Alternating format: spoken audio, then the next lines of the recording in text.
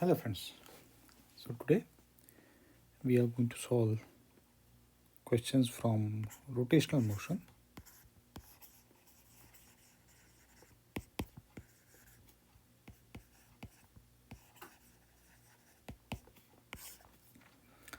And all these questions are from the year 2024,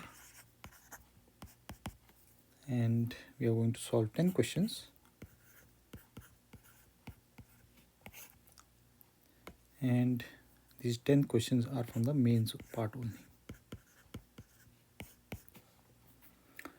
And this for 2024, this is part second.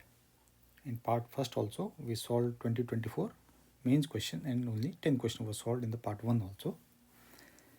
And in the third part we'll try to cover the advanced question from the year 2024. So in the first question it states that a ball of mass 0.5 kg is attached to the end of a string having length 0.5 meter. The ball is rotated on a horizontal circular path about vertical axis. The maximum tension that the string can bear is 324 Newton. The maximum possible value of angular velocity of the ball in radian per second is. So here we are given that we are having a pendulum, and that pendulum is connected with the help of a string. Okay, so let us draw an approximate figure for that. Let us suppose this is the mean position of this pendulum, and this is the extreme position, and this pendulum is rotated like this.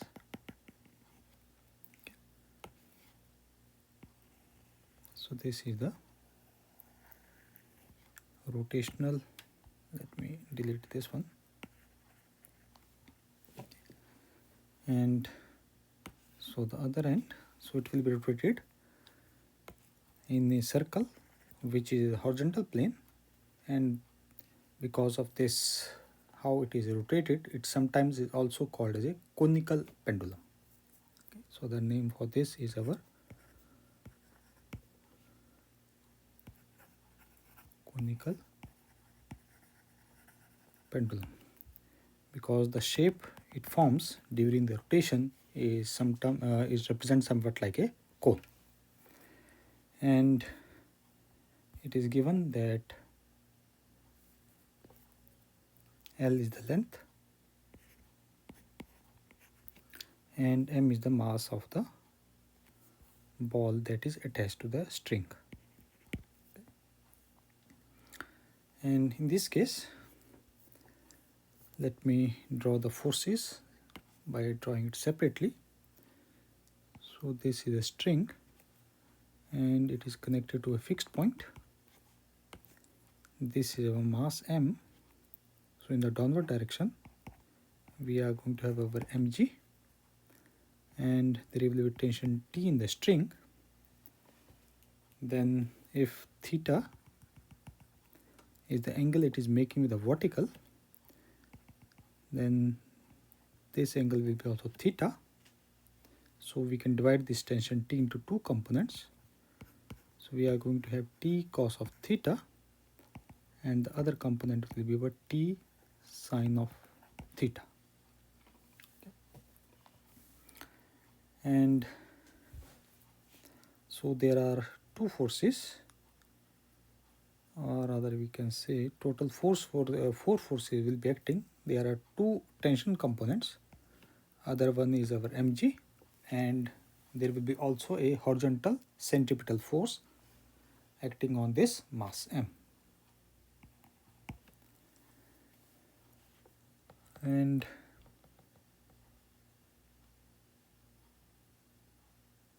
okay, so let us balance the required forces. So we can say force balance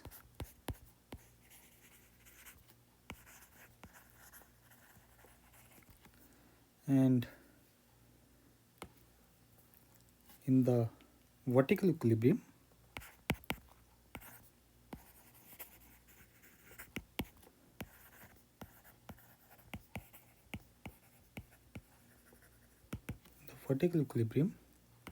we can write that our t cos of theta will be equal to mg. Let us call this equation number 1. And in horizontal equilibrium,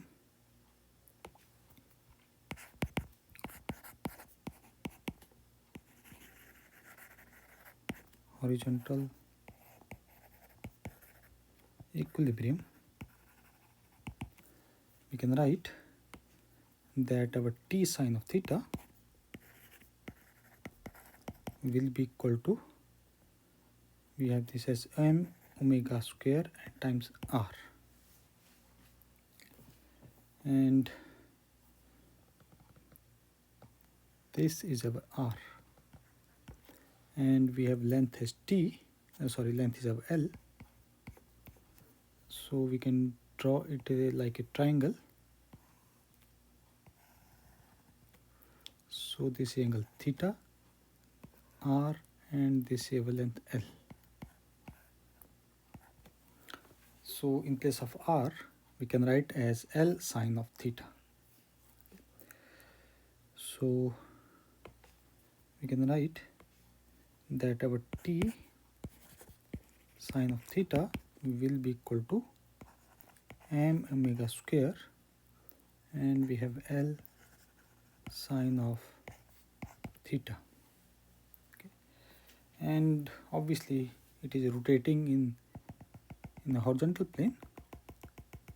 So if the value of theta is not equal to 0, so we can just balance here, cancel out theta, and from here we can say that our tension T will be equal to m omega square L.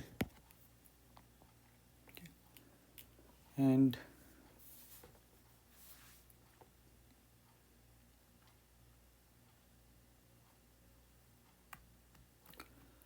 now in the question it states that maximum possible value of angular velocity.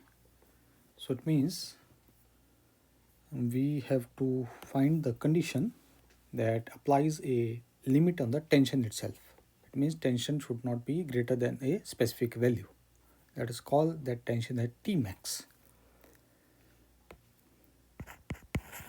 So we can say apply the tension limit, and so we suppose that tension limit is our T max, maximum value of the tension that the string can withstand. Thus we can write that our tension T, which was equal to m omega square L, should be less than equal to our value of our T max. And from here we can say that our angular velocity omega should be less than equal to square root of T max upon ml, and we simply substitute the values. We get our omega maximum value will be equal to, this tension is given to us as 324,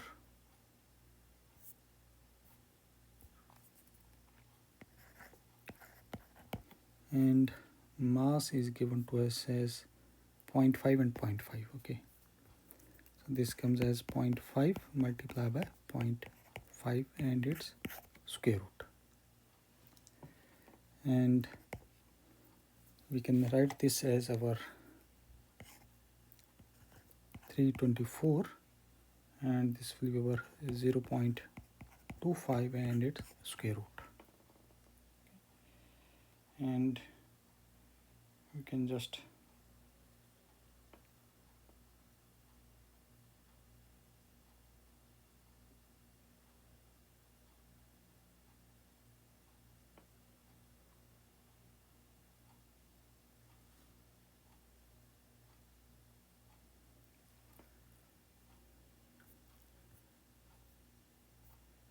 this comes approximately equal to 36.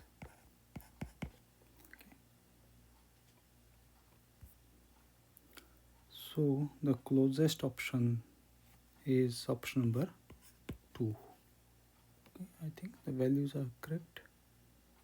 Yeah, 324. 324 divided by 0.5 and 0.5.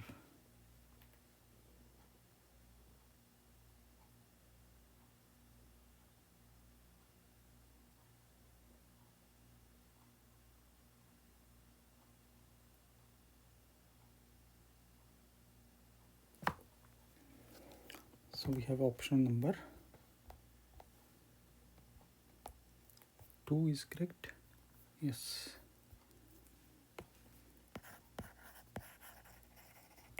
Option 2 is correct.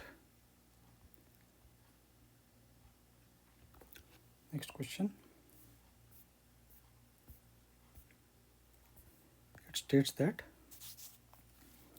a disk of radius r and mass m is rolling horizontally without slipping with speed, okay, it was with speed v. It then moves up an incline as shown in the figure. The maximum height up to which it can reach is. Okay. So basic figure is given to us. It is moving and we have to remember that it is rolling, not slipping. Okay. And then it reaches a height h, and we have to find out this value of height h. Okay.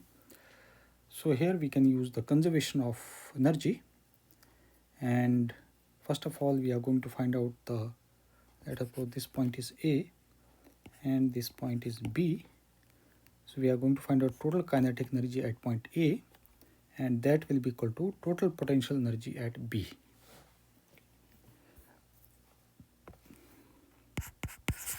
So you can say that total kinetic energy at A, and that kinetic energy will be equal to translational plus rotational.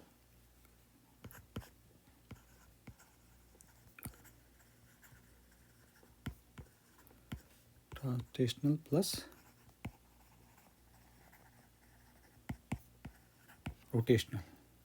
Okay. And so let us call this as Ka. Therefore we can write the kinetic energy at A will be equal to our half m v square plus half I omega square. And we already know that our omega is equal to v upon r, and this is solid disk. For solid disk, our moment of inertia I is our 1 by 2 mr square. So we substitute both values, we get this as our half m v square plus this is our half multiplied by half m r square, and we get this as v upon r whole square. Therefore kinetic energy A will be equal to our, this will be 1 by 4, 1 by 2, and this will be 3 by 4 m v square. And this was the total kinetic energy at A, and the energy at B will be only the potential energy. Therefore we can say that potential energy at B, let us call this as PB, will be equal to mg and h. And now we can use our conservation of energy.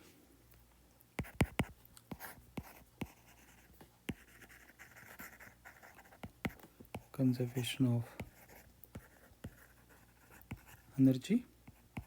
We have kinetic energy at A will be equal to potential energy at B. So we get this as 3 by 4 mv square is equal to mgh. Here m and m cancels out, so we get that our h will be equal to 3 by 4 v square by g. So this is 3 by square 3v square by 4g. Option D is correct.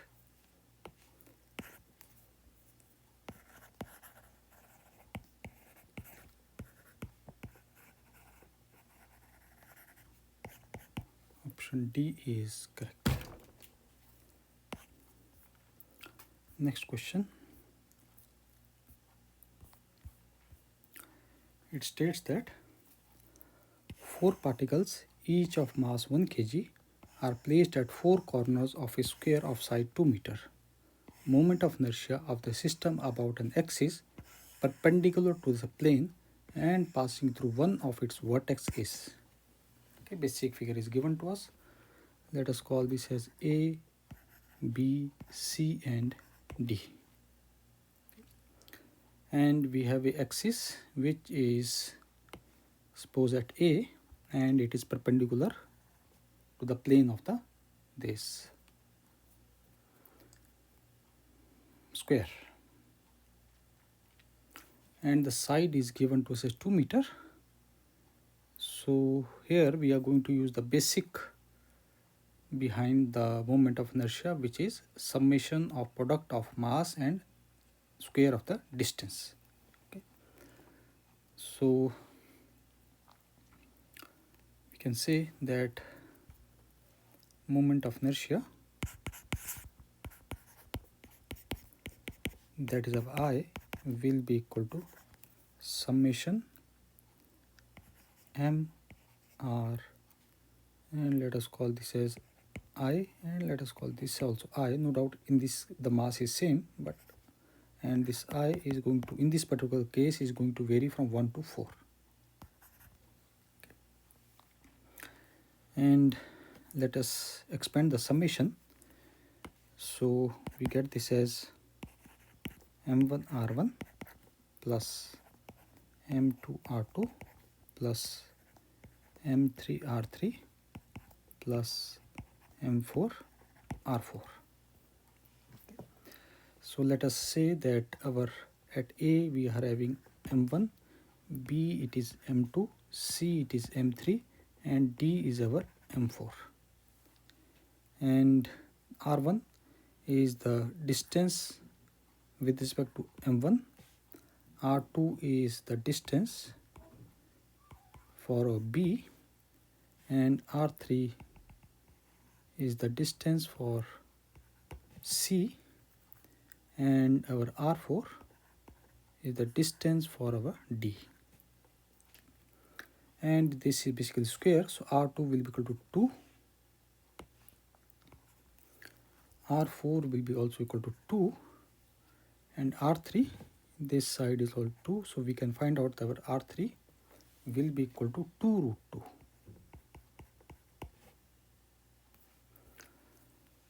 So we can write, because with respect to m1 this perpendicular distance is 0, so this goes away and we are left with m2.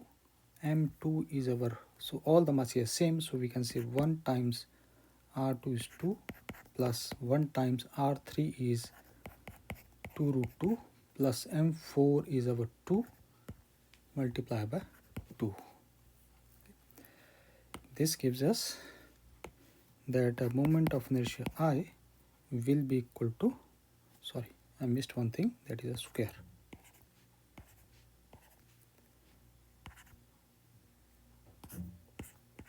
Square, and this is square.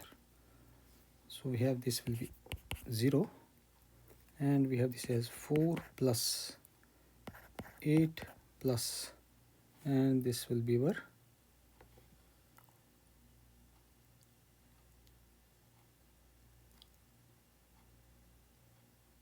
4, 1 second, there is some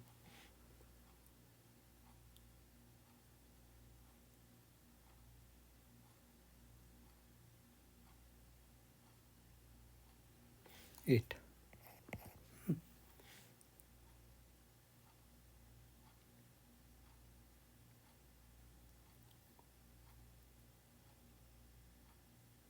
I think I made some mistake in the calculation.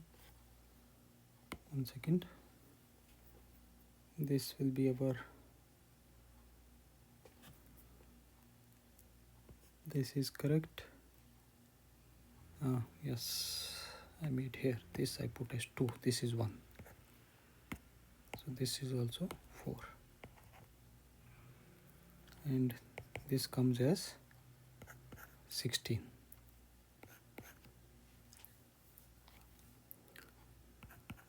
kg meter square. The answer will be 16.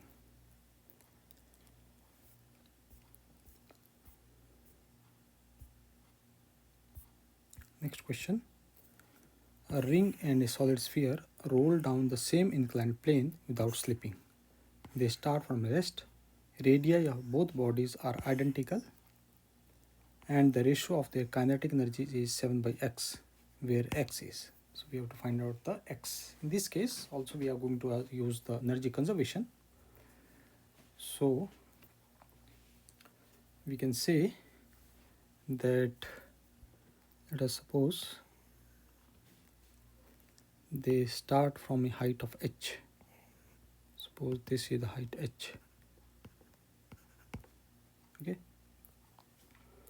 and so, and let us draw a single one,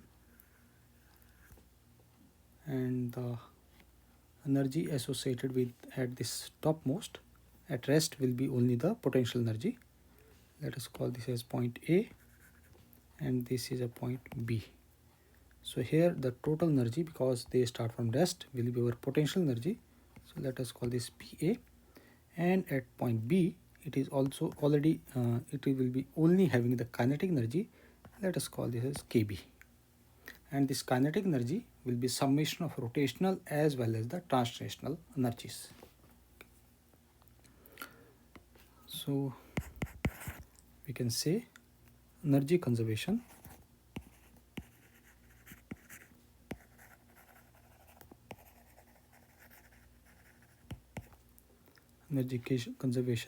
and we can write that both start from rest at height h.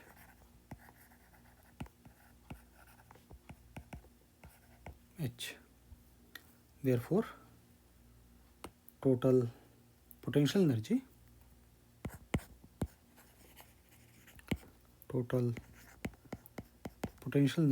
at A, which is our PA, will be equal to mgh.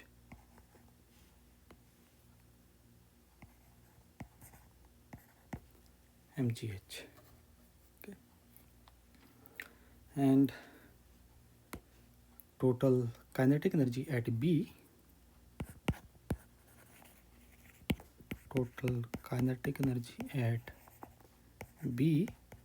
is our KB, which will be equal to our translational, that is our half m v square, plus rotational, that is our half I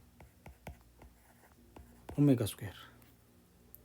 And we already know that our omega is equal to V upon R. Okay, and we have two different objects, one is ring as well as another one is solid sphere. So this moment of inertia for both will be different. So we can say that for ring,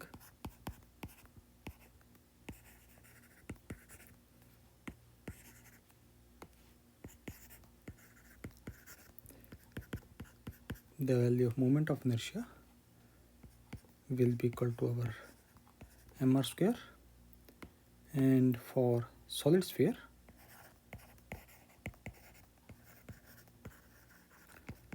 this moment of inertia will be equal to 2 by 5 mr square.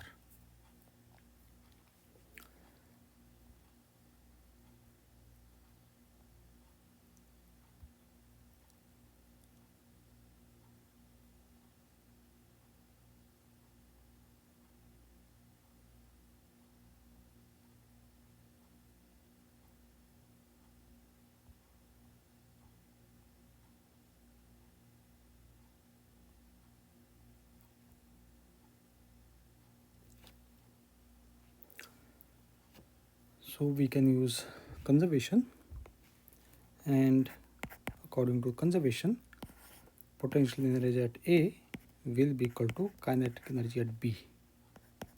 Therefore, we can say that our mgh will be equal to, this is our half m v square plus half I, and in place omega we can put our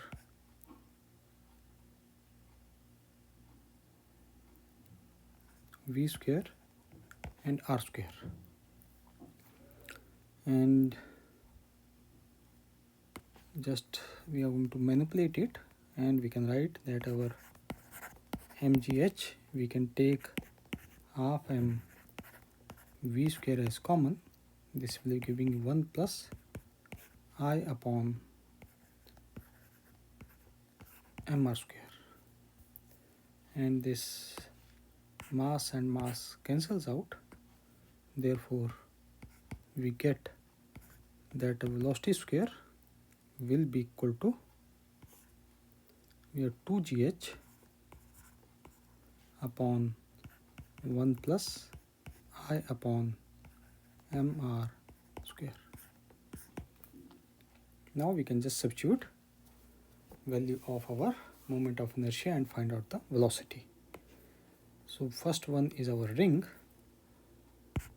So we can say for a ring, if the velocity is given as v of r, then that will be equal to 2gh, and here let me write that I upon mr square will be equal to 1, and in this case I upon mr square is equal to 2 by 5. We can directly substitute the values. So this comes as 1 plus 1. This will be giving us as gh. And next one is solid sphere.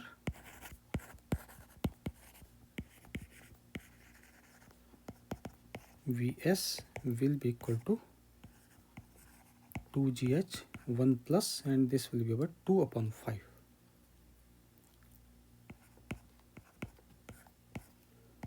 Which will be giving us 7.5, and it will be coming as 10 gh upon 7.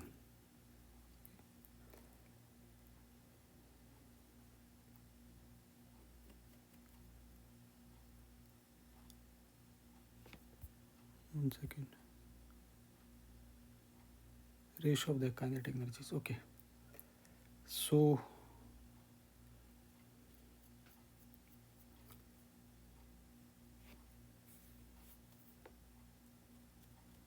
we could have written it differently. Anyways, there was no need to calculate this velocities also, because we know if we apply the conservation independently for ring as well as sphere. Okay, so we can say for ring we can write that kinetic energy at A for ring will be equal to, sorry, not A but B, will be equal to potential energy at A, and this which was our mgh. And similarly for solid sphere,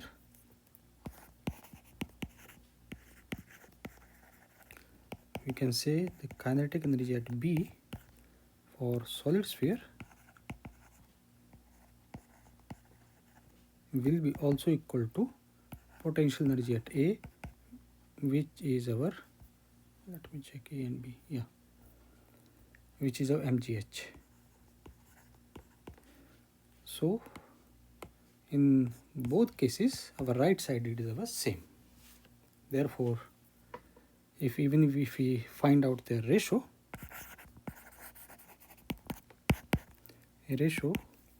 we can write that our kinetic energy of B ring upon kinetic energy at B of solid sphere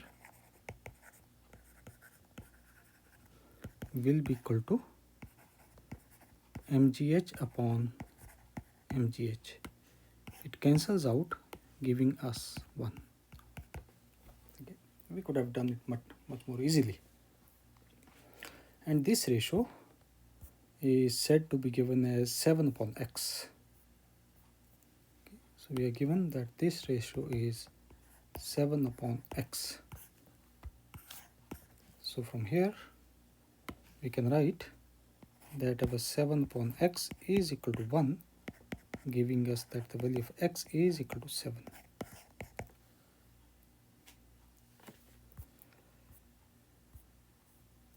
So x is 7.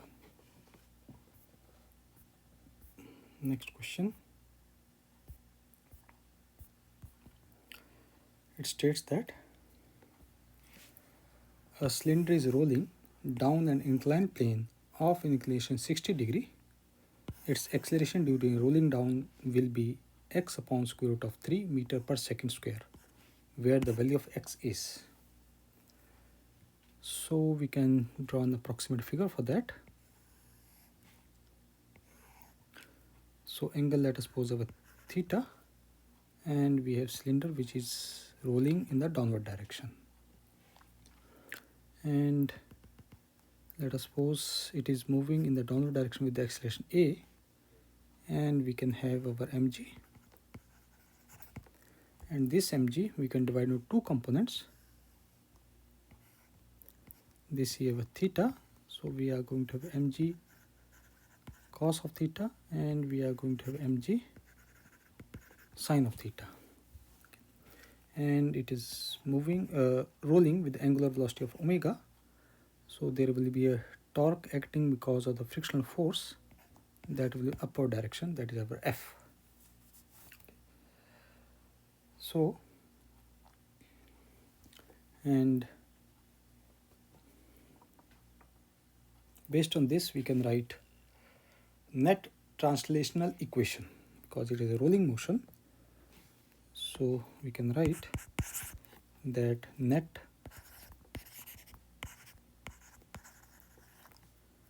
translational equation, and the net force basically, which will be equal to mass into acceleration, will be equal to mg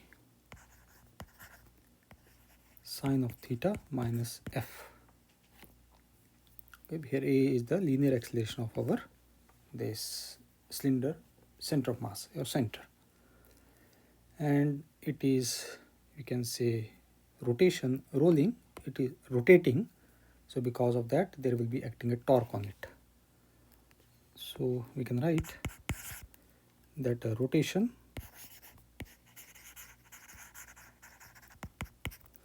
about the center.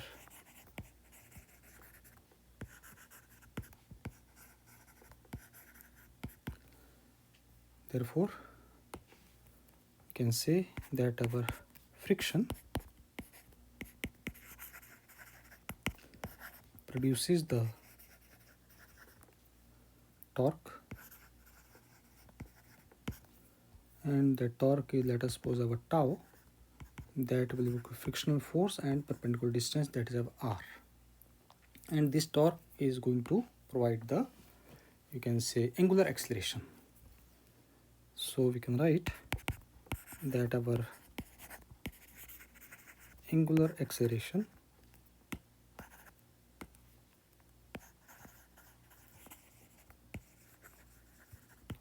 angular acceleration, that is of alpha, will be equal to, and that will be about tau upon moment of inertia. Or from here also we can write about tau is equal to I multiplied by our angular acceleration. So the torque is equal to force into radius, frictional force, and torque is equal to a moment of inertia I. So both we can equate them. So therefore we can write the frictional force R will be equal to I multiplied by angular acceleration. And there is no slipping.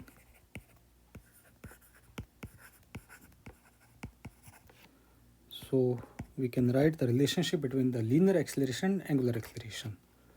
So we can say the linear acceleration A will be equal to angular acceleration multiplied by R.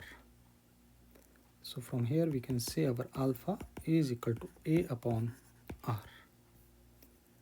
So this gives us that the friction multiplied by radius R is equal to our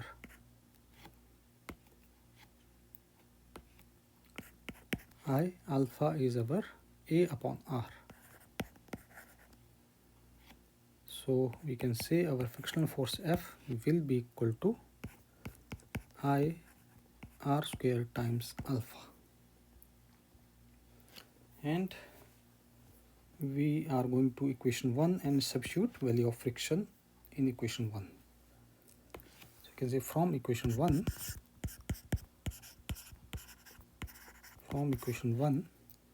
we can write that our MA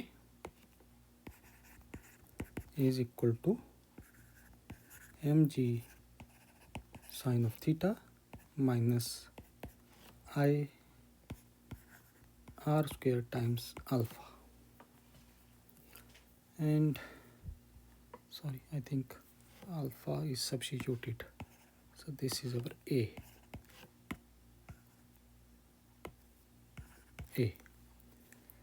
And moving it to left side, we can take A as common, and this comes as our M plus I upon R square is equal to mg sine of theta. And we can take M as also common. It is easier to solve. So this will be a 1, this will be M, and here comes as our M times A. So this M and M cancels out.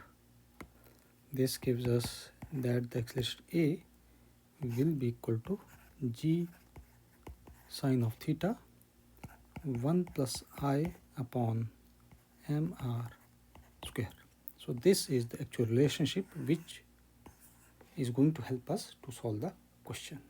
Okay, so this is we can say general formula for rolling bodies, okay, down the inclined plane. Okay, if you can remember this well and good, otherwise it will take a little bit of time to drive it. Now we can just substitute value of I. In this case, I is our for solid cylinder. We can say for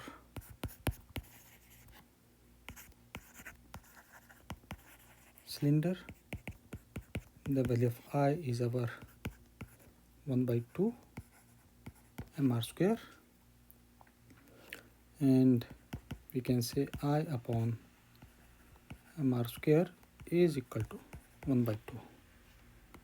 Therefore, our A will be equal to g sine of theta 1 plus 1 by 2, and this will be equal to 2 by 3 g sine of theta. Now we can just substitute the values. Theta is said to be our 60 and g is said to be taken as 10. Therefore, we get that our A is equal to 2 by 3 times 10 multiplied by sine of 60, which comes as our 10 root 3 divided by 3, and this is said to be equal to x by root 3.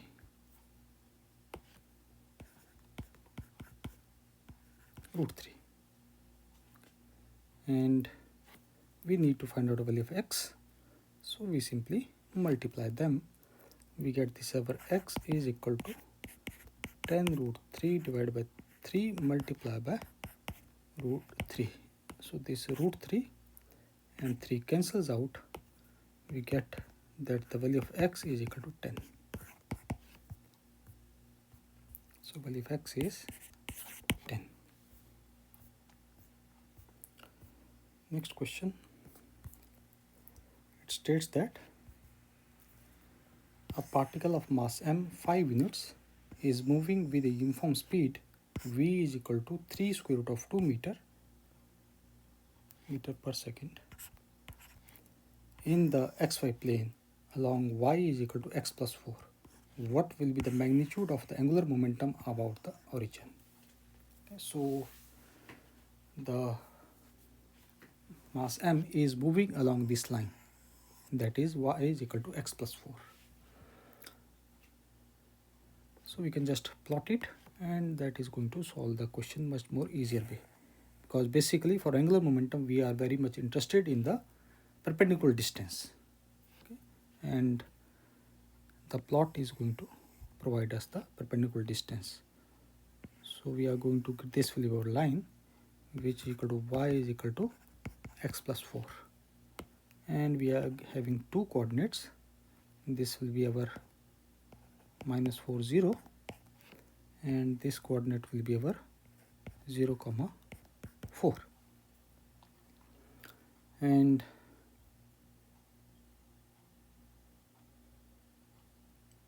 okay, so at any moment we can assume, let us suppose the particle is somewhere here, and we have to find out with respect to the origin. So this is our origin, okay, and it will be moving either in this direction or this direction. Okay, direction is not mentioned. And so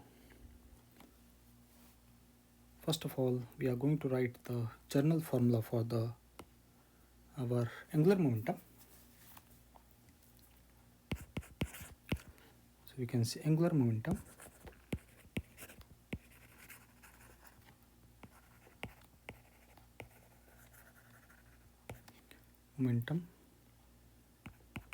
that is our L is equal to our R cross P, and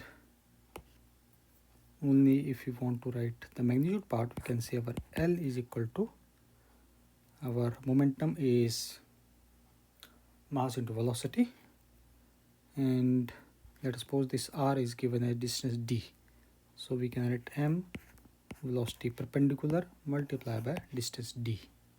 Okay, and this d is our perpendicular distance,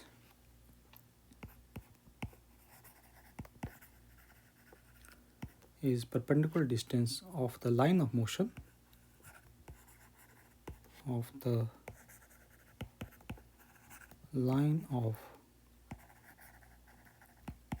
motion from origin.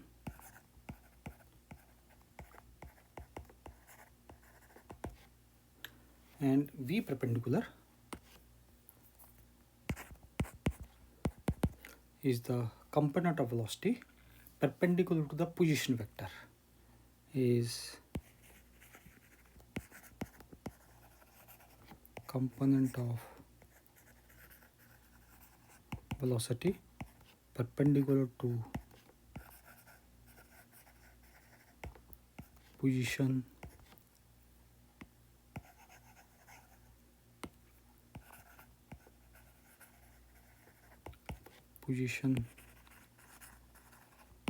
vector.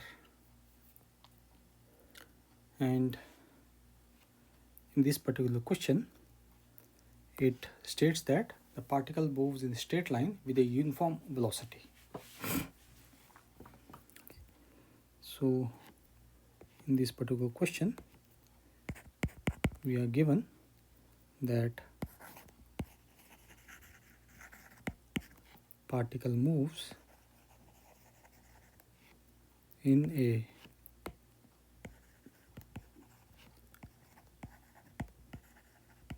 straight line with uniform velocity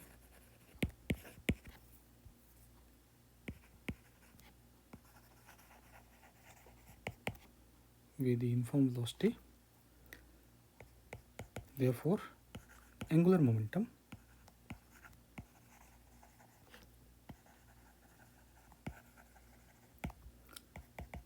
L will be equal to mvd.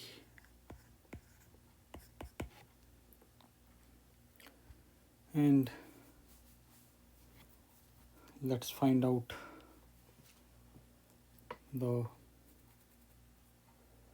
perpendicular distance, that is of d, and for that we need the equation of the trajectory.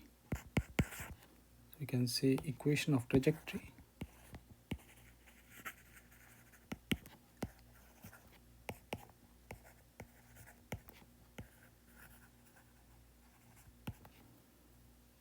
and we are given that y is equal to x plus 4, and in the standard format we can write this will be equal to x minus y plus 4 is equal to 0.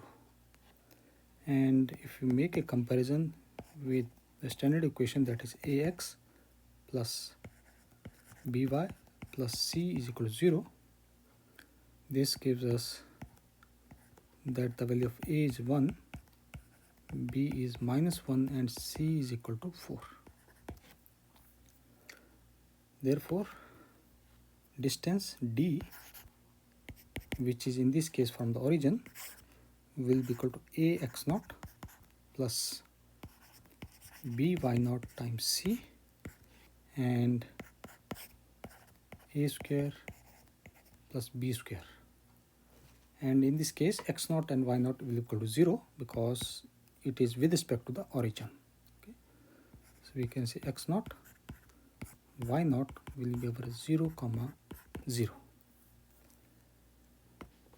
Therefore we can write our distance d will be equal to 1 times 0 plus minus 1 times 0 and plus 4 and a square plus b square, that is 1 square plus minus of 1 whole square, and this will be equal to over 2 square root of 2. Now we can use the relationship that our angular momentum is equal to mass velocity into distance d. Therefore L is equal to mvd, and we have mass is about 5, velocity is given to us as 3 root 2,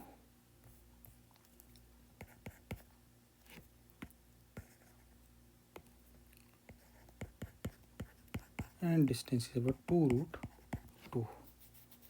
So therefore this angular momentum will be equal to 60 units.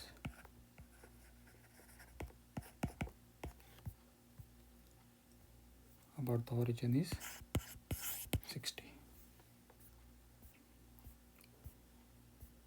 Next question. It states that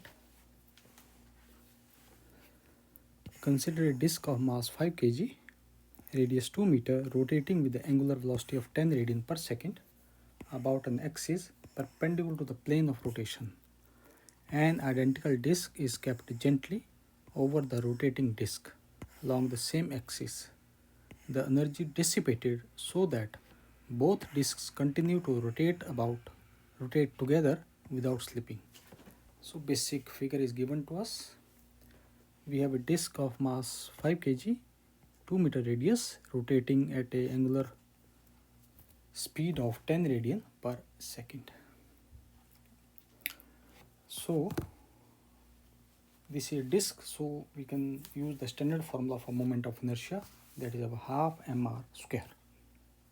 Okay. And So we can divide this into two cases. This is the first one, and in the second case everything is same except there is an additional disk which is kept on this disk. So something like this. And let us suppose in this second case it is rotating with the angular WF, omega f, sorry. Okay, and the both disks are same, so their moment of inertia will be also equal to same. So this is figure 1 and this is our figure 2. And so this is our disk 1 and this is having our disk. There are two disks in it.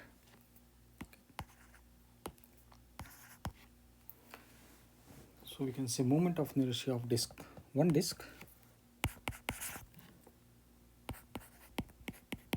moment of inertia of one disk, that is of I, is equal to half m r square, which comes as half, mass is 5, radius is given as 2 meter, 2 square, this will be equal to 10 kg meter square. And we can use the conservation of momentum.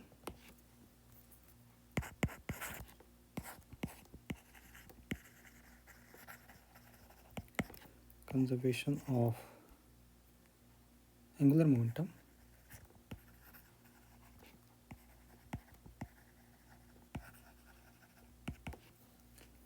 And initial angular velocity is omega, so we can say I omega, and the final, because the disks are same, so the moment of inertia will be first disk and second disk omega f. So from here we can say that our omega f will be equal to I omega upon 2I, and this I and I cancels out and omega is given to us 10, so this comes as 10 upon 2, giving us 5 radian per second. Now we have to find out the energy dissipated, so we are going to find energy in the first case and energy in the second case. So we can say kinetic energies for one disk, let us call this as K1, is equal to half I omega square. So this comes as half I, we found it is 10, and omega is also given to us as 10 square. So we get our K1 will be equal to 500 joules. And kinetic energy for two disks will be equal to K final, and that will be equal to over half I omega f square plus half I omega f square, and this comes as a I omega f square. So we get our Kf will be equal to I is our 10 and final we found out is our 5. So this comes as 5 square, which comes as 250 joules. So energy dissipated.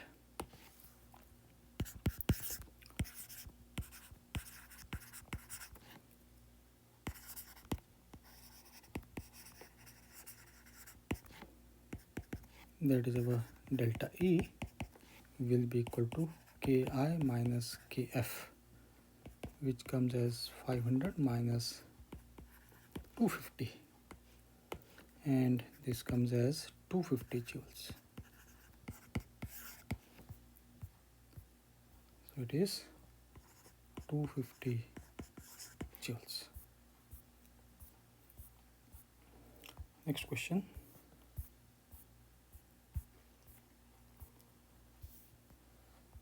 It states that two disk of moment of inertia I1 4 kg meter square, I2 2 kg meter square about the central axis and normal to the planes, rotating with angular speed of 10 radian and 4 radian respectively, are brought in contact face to face with their axis of rotation coincident. The loss in kinetic energy of the system in this process is. So in this case, we have two disks. So let us suppose this is our disk 1 having a angular speed of 10 and moment of inertia of I1. Okay, let us call this as disk 1. Then we are having disk 2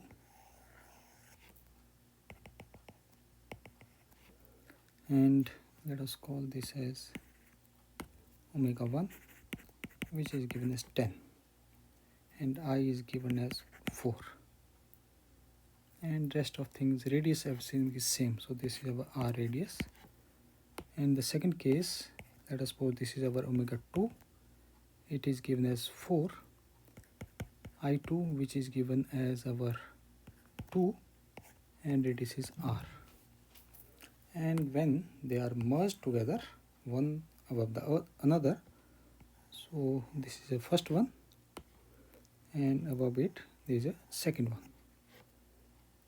and let us call this as disk 2.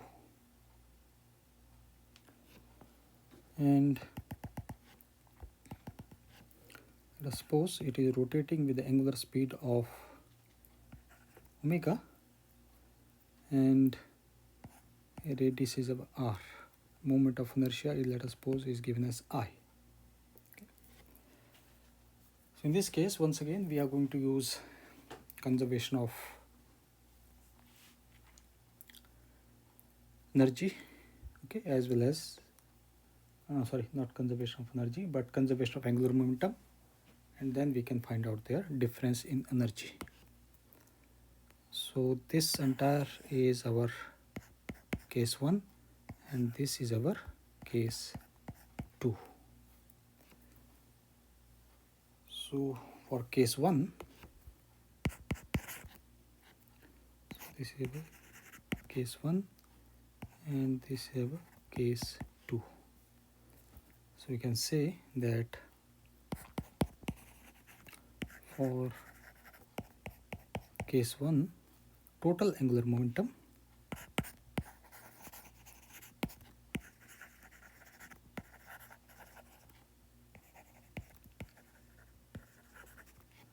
let us suppose that is of L will be equal to angular momentum of first disk plus angular momentum of second disk. Okay. And we substitute the values, we get L is equal to I1 is about 4 times 10 plus 2 times 4. This will be coming as 48. And final angular momentum, final inertia rather,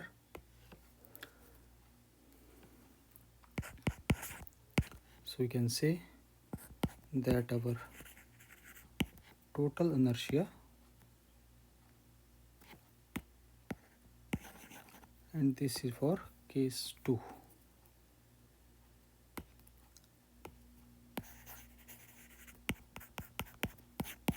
Case 2, we can say that our total inertia, let us suppose that is our I, will be equal to I1 plus I2. This gives us that our I is equal to, this is 2 plus 4 which is 6.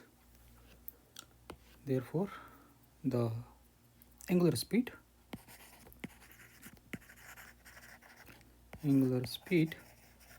which is our omega and that will be equal to L upon I. L is about 48 and I is 6. This comes as 8 radian per second. Now we can easily find out the kinetic energies for case 1 as well as case 2.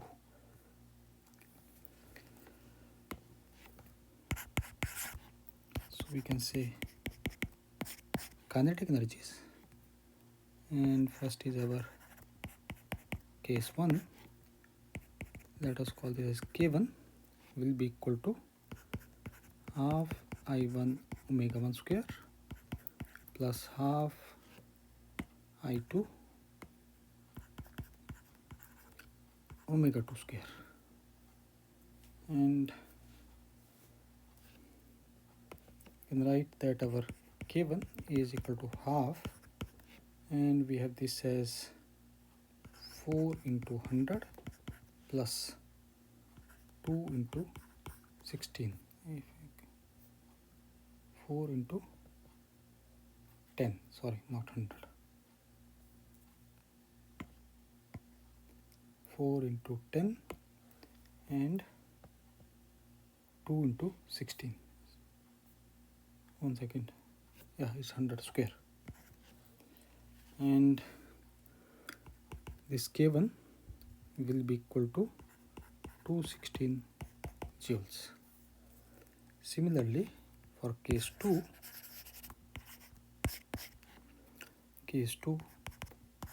kinetic energy final will be equal to 1 by 2 I1 plus I2 omega f whole square. So this comes as 1 by 2 and 6 times 64, which will be equal to 192 joules. Now we can find out the loss in kinetic energy. Loss in kinetic energy will be equal to delta K is our K1. Let me write this as K2. So we have K1 minus K2, which is 216 minus 192. This gives us that our delta of K will be equal to 24 joules. Process is 24 joules. Next question. It states that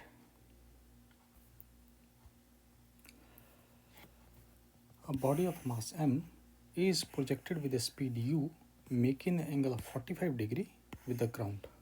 The angular momentum of the body from the point of projection at the highest point is expressed as square root of 2 mu cube xg.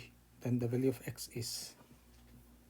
So this is a combination of projectile motion along with our angular momentum.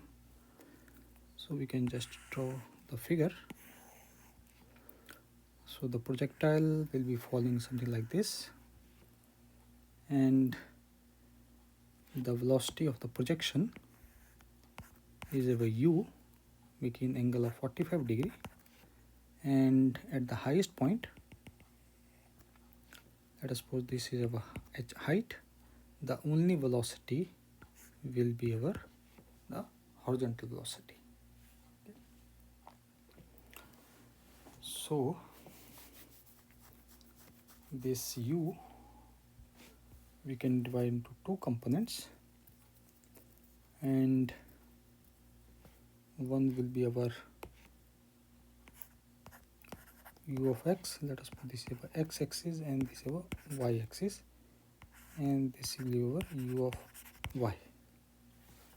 So we can find out the horizontal component, that is u of x.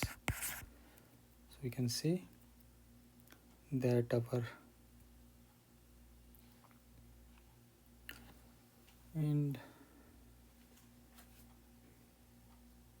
let's suppose this is our v, and we know that during the entire projectile motion the horizontal velocity is going to remain same. So let us call this as point O and this point as O prime.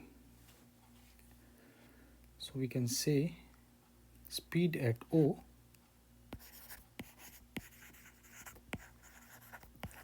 is our V, which will be equal to our ux, or we can say u cos of 45, and u is said to be u only. Okay, so this comes as u upon square root of 2, and this h is our h max.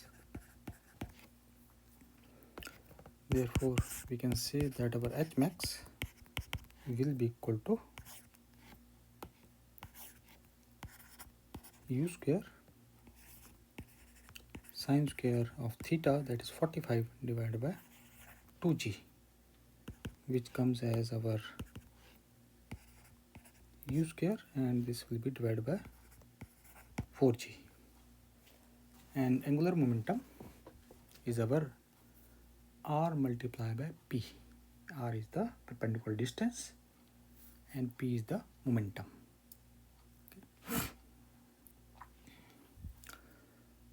So we can write that angular momentum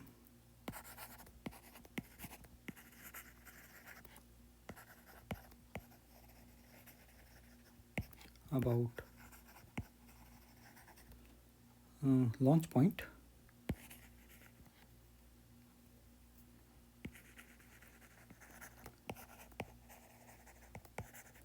let us call this a launch point as P.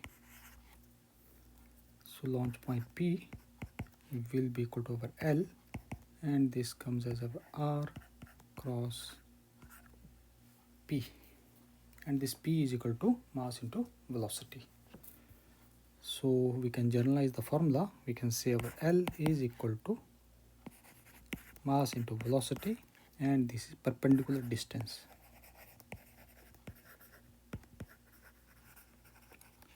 Perpendicular distance. And V is our u upon square root of 2, and perpendicular distance we found out is our u square 4g.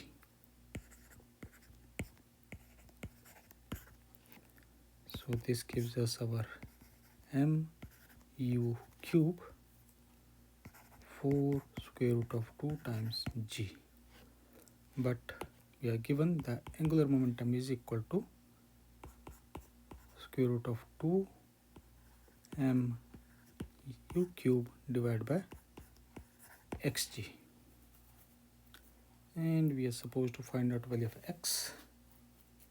So we simply multiply it by square root of 2, which gives us that the value of x will be equal to over 8.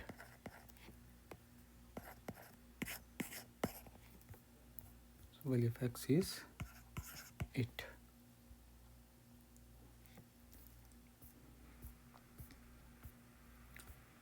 Next question. It states that two identical spheres, each of mass 2 kg and radius 50 cm, are fixed at the ends of a light rod so that the separation between the centers is 150 cm. Then the moment of inertia of the system about an axis perpendicular to the rod and passing through its middle point is x by 20 kg meter square, where the value of x is. So in this case we have two identical spheres and they are connected at the end of the rod. So we have is, let us suppose this is the first sphere and this is a second sphere, and this is center of first one, this is center of second, and they are connected with a rod. Okay. Obviously the rod will be somewhere connected here. Okay. So we can just draw it like this also. So this is first sphere and this is a second sphere, and these are the centers. So the rod will be connected like this, and each is having the same mass, this is about 2 kg, this is also about 2 kg, and the radius is given as 50 centimeter, and its radius is also given as 50 centimeter, and it is rotated, or we can say moment of inertia about the center, so that is rotating in this direction, and the distance between their centers is given as 150. So from one end it is going to have as a 75 centimeters.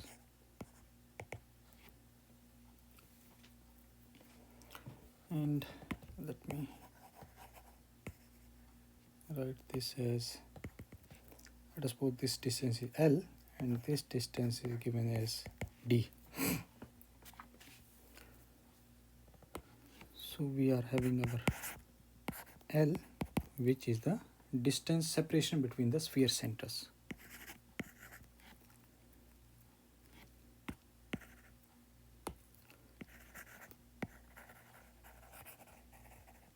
Separation between sphere's center, and that is our 1.50 meters. And axis, it says that passing through the midpoint of the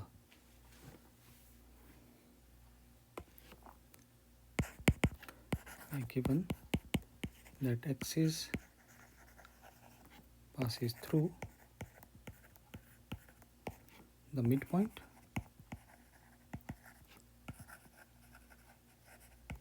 which is our D is equal to L by 2. So we get our D is equal to 1.5 divided by 2, giving us 0.75 meters. Now we have to find out the moment of inertia about this axis. Suppose this point is our O, and this point is our A, and this point is our B. So first of all, we are going to find out the moment of inertia of the sphere about its own center, that is point A as well as point B. So their moment of inertia will be same because their mass and radius is same. So you can say that the moment of inertia of one solid sphere about its own center, its own center, and we can say this is as ICM will be equal to 2 by 5 mr square. So we can write this as 2 by 5. Mass is given to us as 2 kg, and this is about 0.5 whole square. So we get our ICM will be equal to 0.2 kg meter square.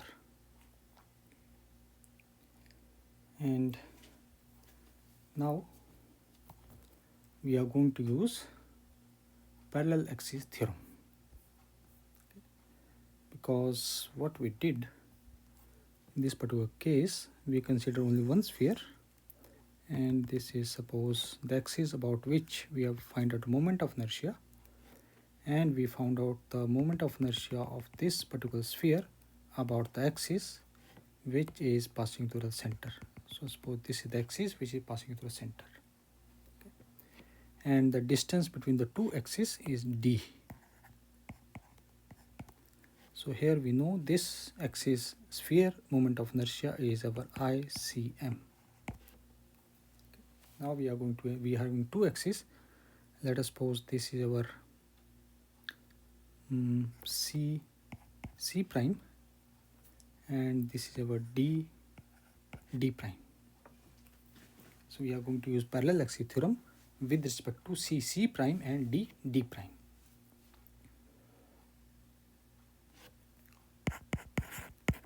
So we can say parallel axis theorem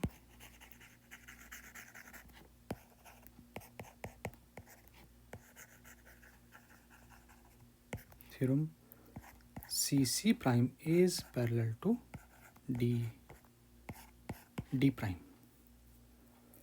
And for suppose here the moment of inertia is represented as I, for this is only for one sphere. Okay, therefore we can say our I will be equal to ICM plus mass and distance square. ICM is our 0.2 plus mass is our 2 and distance is 0.75 whole square. So let us call this as I1. This is I1 for only one sphere. And we get from here that our I1 will be equal to 1325 kg meter square. So obviously the spheres are identical, distance is same, radius is same, mass is same, or therefore we can say similarly for second sphere that will be I2 will be also equal to 1.325 kg meter square. Therefore total moment of inertia because of both sphere, total moment of inertia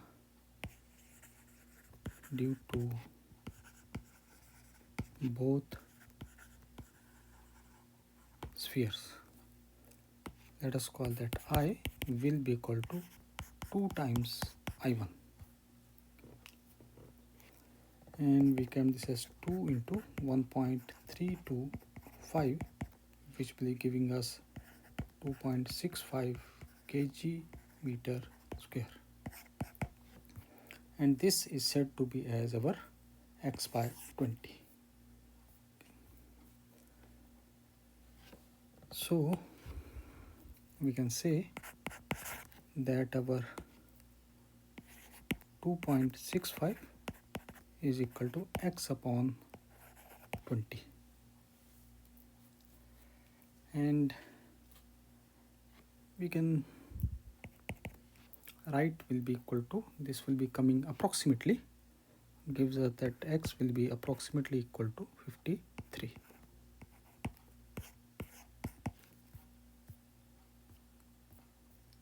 Well, if x is 53.